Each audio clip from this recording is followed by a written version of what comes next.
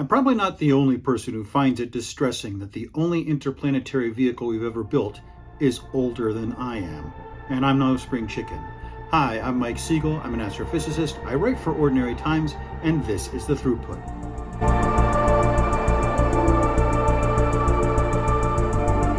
So I've wanted to do this video for a while. One of the things I got for my birthday this year was the LEGO Lunar Excursion Module, which is a really faithful reproduction of the LEMs that we actually used with Apollo. And the LEM is actually still, to this date, the only manned vehicle that has landed on another world, or at least a moon, if not another world. One of the most popular videos I did was talking about spacecraft, and I am working on a sequel to that, probably come out in a few months. But I wanted to talk about a real-life spacecraft, in this case the LEM, because I think it's one of the most fascinating spacecraft ever built by human beings. And it will lead into the video that's going to come in a week or two, where I'll talk about it a little bit more in depth. The LEM is a unique vehicle because it was not designed to work in our atmosphere. It would break apart if it tried to work in our atmosphere. It can work in free fall, but that's not really what it's designed for. What it's designed for is the 1/6 gravity of the moon. It's a two-stage spacecraft with the descent stage, this bottom stage, that lands the spacecraft on the surface of the moon, and then this ascent stage that returns the crew to the command service module. Now, you may remember a previous LEGO one I did where I talked about the Apollo mission and how you had, once you finished the big rocket launch, what you had was the command service module, which was mostly machinery and equipment down here, and then the crew up here, and then the Lunar Excursion Module. They would dock in orbit, do a translunar orbit, then the two of the crew would transfer to the Lunar Excursion Module. It would descend to the surface, land, and then the top portion would return, rendezvous back with the command service module, and then eventually it would ditch those, and this was the only part that would return to the Earth.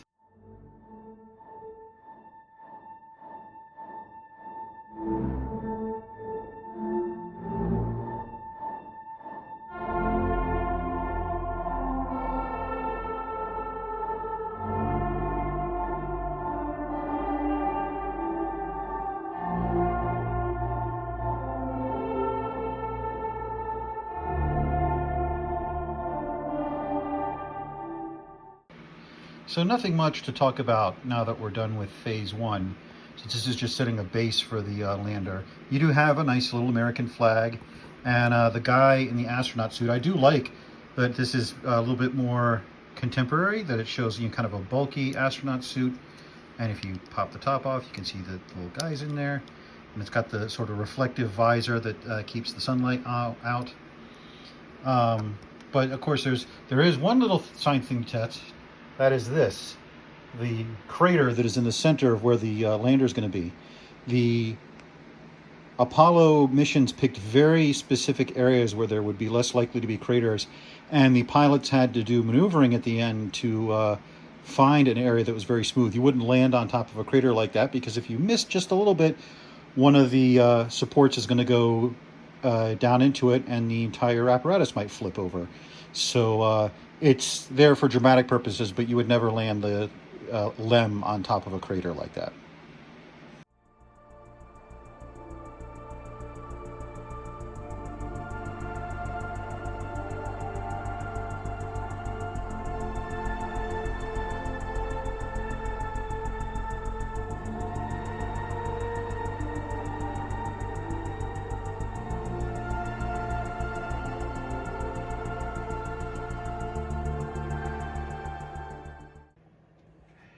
All right, so we've completed phase two of the LEM construction, and a lot of interesting things here. First of all, you have these internal tanks that power the lunar engine. These ones contain the fuel, which is hydrazine. These ones contain the oxidizer, which is, I think, nitrogen tetroxide. The reason you need the oxidizer is because you're in space. There's no vacuum, so if you're going to burn fuel, you need to bring your own oxygen for the fuel to burn in. So this is an accurate representation of where the fuel tanks inside the LEM lower stage were, and even the color is right. A couple of other interesting things on here are the panel that opens up here that has the little camera in it. This is actually what folded down. The ladder will go here when I finish constructing it. So this was to videotape Neil Armstrong coming down the ladder as he visited the moon. And on the other side, I have a little panel with a lunar reflector in it. Now, this was something that the Apollo astronauts left on the moon. It's a reflector that laser light can come in, hit the reflector, and come back from Earth to Earth. And so we do laser ranging of the moon on a regular basis using the laser reflectors left by the Apollo astronauts. And this serves two purposes. One, as the Mythbusters noted, it proves that we actually did go to the moon, for those nutters who don't think we did. But also, because it's a laser and it moves at the speed of light, you could get very precise timing on that it takes maybe a second or more for that to get to the moon. We can actually measure how fast the moon is moving away from us. Because of the tides that the moon puts on the Earth because of its gravity, those act as friction and slow the rotation of the Earth. To conserve momentum, the moon moves out a little bit away from the Earth. And so, as a result, the moon is moving away from the Earth at about 1.5 inches per year, and we can actually measure that using this lunar reflector. And so it wasn't just interesting to put astronauts on the moon, they actually did a lot of really cool science while they were there. One of the cool stories about the LEM is, how do you test it? We don't have a 1/6 gravity here to test the Lunar Excursion Module, so how do you do it? It was a very clever thing that the astronauts named the flying bedstead. It was a mock-up of the LEM that had a gimbaled engine, so it would constantly point down, and it would put out enough thrust to cancel out 5/6 of the weight of the LEM. So then you would be able to maneuver like you were on the moon and practice landing, even if it wasn't under ideal conditions. Neil Armstrong, who rather famously ejected from the flying bedstead moments before it crashed while he was testing it, said that it was probably one of the most important things in the Apollo mission, because it was the only way you could practice what turned out to be one of the most difficult and treacherous parts of the mission, which was landing on the surface of the moon. When Apollo 11 came down, they were well beyond their landing site, and there was a field of boulders in front of them. And so they came down, they used some more fuel to try to get around those boulders. When they were coming down, then there was a huge crater in the way that they had to hop over. They were really down to about 25 to 50 seconds worth of fuel by the time they got down. And even when they touched down, the LEM was kicking up so much dust, it was almost impossible to see where exactly they were landing. And so that was where that training on the flying bedstead kicked in, that he knew how the craft would respond, more or less. It's still not a perfect simulation because you still have atmosphere and it's not quite responding the way the LEM did, but he had that experience so that he was able to respond and anticipate what the spacecraft would do while he was landing it. And it was a very fraught operation with the two of them in there, Buzz Aldrin calling out telemetry, height, velocity, and that sort of thing, and Neil looking through the window and literally using the stick to try to guide down. It's kind of a testament to the skill of the astronauts that all of the lunar excursion modules landed successfully on the moon and were able to depart. But it's also a testament to how well the vehicle was built.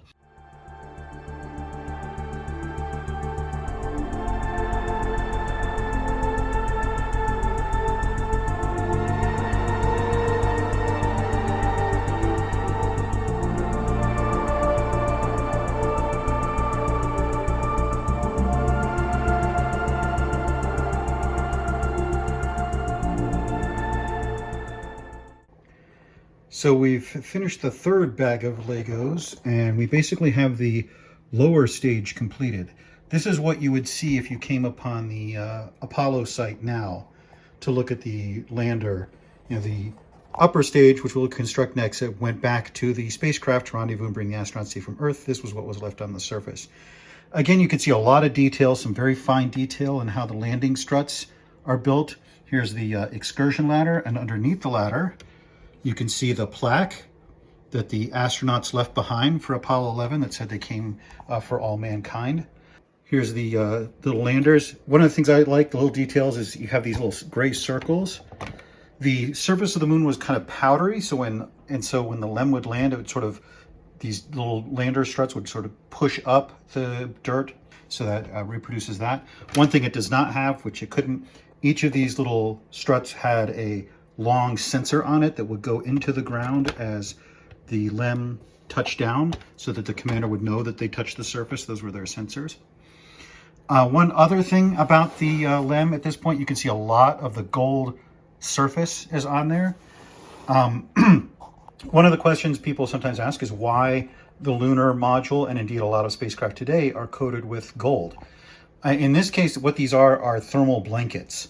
You need to do temperature regulation on the spacecraft, and to do that you have to have these thermal blankets that protect you from being either frozen when you're in space or heated when you're on the surface of the moon from the sunlight. And so that is actually gold. It was a very complex blanket of 30 layers, mostly mylar, but also wool and other things in there, amber, I think, at one point. And then the surface was coated with this gold, because gold is a wonderful substance for this sort of thing. Gold is resistant to deterioration. It will survive the environment of space without deteriorating and flaking off. And so it provides a wonderful durability. You may remember in my Don't Look Up video, I talked about how if we actually got an asteroid with a lot of gold onto the surface of the Earth, or mined it and sent that gold to the Earth, the price of gold would tumble, but it would be wonderful for technology, because gold is so amazingly useful for engineering, because it has that property of not corroding. And so that's why they had that outer layer of gold leaf on the surface. Temperature regulation was actually really interesting with the lunar module. In these kind of spacecraft, it's actually, even though space is very cold, your problem is not getting people freezing to death. Usually the spacecraft itself and the astronauts will generate enough heat. They're actually trying to get rid of heat. So the LEM actually had a very sophisticated ethylene glycol system and then a water evaporation system to get heat out, because remember, it's sitting in that sunlight on the moon, that relentless sunlight, and so it's going to heat up very fast if you don't get rid of that heat. Now, you may have seen the movie Apollo 13. In that case, it got cold because they had to shut all the heaters off and all the electronics off, so they did get cold. But it's a testament to how good the thermal blanketing was, that even in that extreme environment, the astronauts didn't die of cold. It just got really cold inside. Now on the bottom, you can also see the LEM engine. It has a single engine. You may also remember that from Apollo 13, when the service module engine could not be used because they were worried it would explode if they tried to activate it again. They actually used the LEM engine to adjust their course to the Earth, and did really great for a job it wasn't tasked for. So another reason why the LEM is one of those amazing engineering things that was so key to the Apollo landings.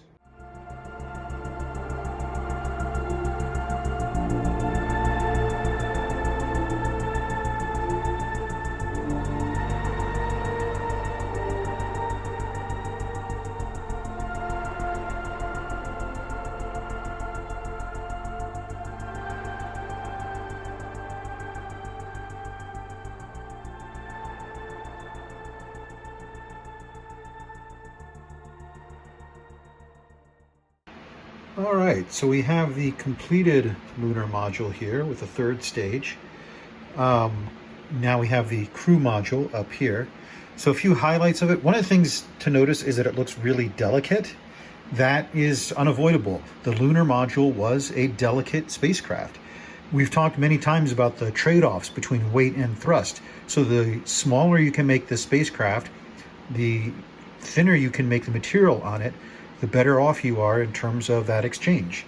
And so this delicateness of it is a very real representation of what it was like.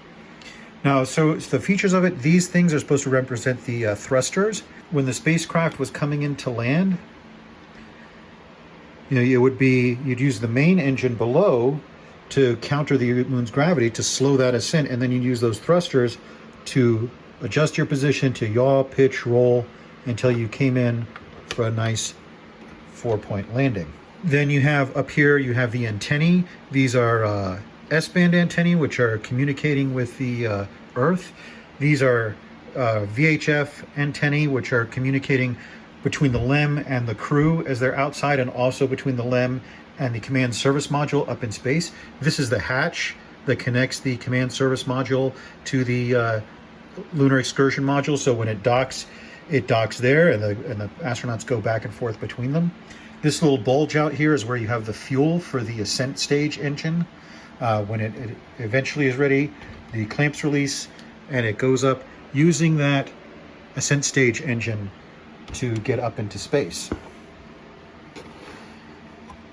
And then it's also got radars on it that will help it know its distance from there.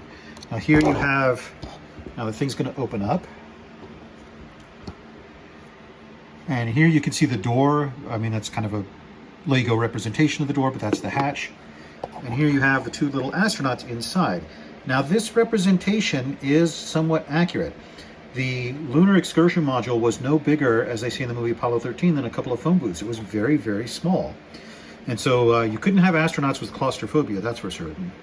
Now, one of the things I like about this representation, though, is when Apollo 11 landed on the moon, Buzz Aldrin started raising questions about who should be the first one to step on the moon. And it was obvious that it had to be Armstrong, because this is Armstrong, that's Aldrin back there. He would have had to crawl over Neil Armstrong to get to the hatch over here and get out first on the moon. So it was kind of ridiculous. But, you know, I like this representation because they're both standing. Well, this is very much true of the Lunar Excursion Module. One of the ways they figured out to save weight was to not have any chairs.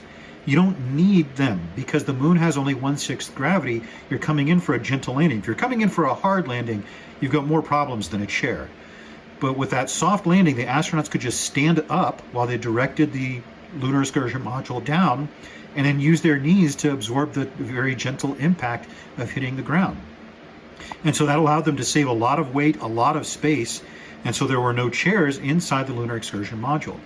One of the things that was not really publicized at the time was that Buzz Aldrin was somewhat of a spiritual person, and to mark the importance of the moment, he had a priest make up for him a little communion set that was very tiny.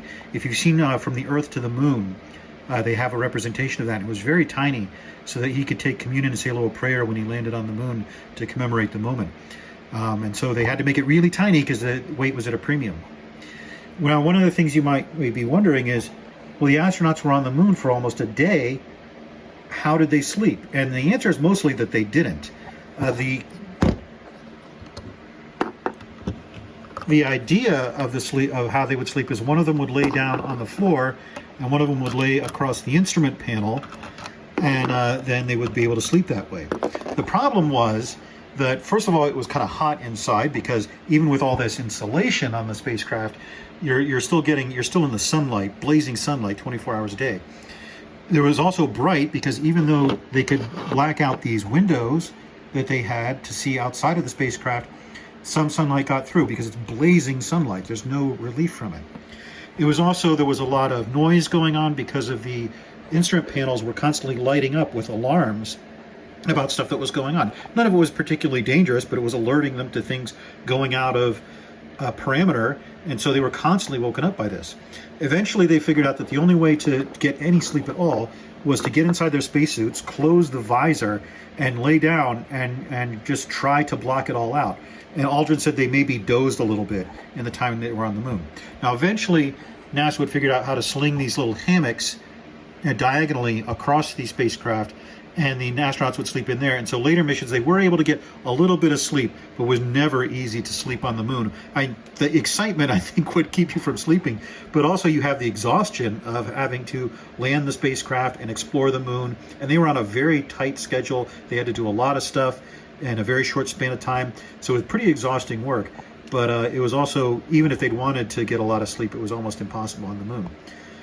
But again, I do really like this representation. It is the amount of detail they have put into this to have the S-band antennas and the VHF antennas look different, to have the thrusters have that kind of look to it that you could do as best you can with Lego, to have the little bulge for the fuel and the engines and so forth, and the little instrument panels inside, and the size proportionally to the astronauts. This is just really great work from Lego, and really a labor of love that they did to make this model as accurate as possible. And I think a very good representation of probably one of the most extraordinary spacecraft ever built by human beings. The more I learn about the LEM, the more amazing this little tiny machine looks. I mean, it's not the most beautiful spacecraft in the world, but it did a job that no other vehicle could have done, and no other vehicle has done since. Now, with the new lunar missions, we will be returning to the moon with a different spacecraft. But today, the winner and still champion of safely bringing astronauts to the surface of another body and safely returning to the Earth is this ugly little spider creature, the Lunar Excursion Module. Now, I did this video partly because it's kind of interesting, partly because we're going to be coming up to more Orion stuff, and we'll be talking about that. This is also a good time to talk about moon landings, because just this week we saw one mission that managed to successfully land on the moon and one mission that did not.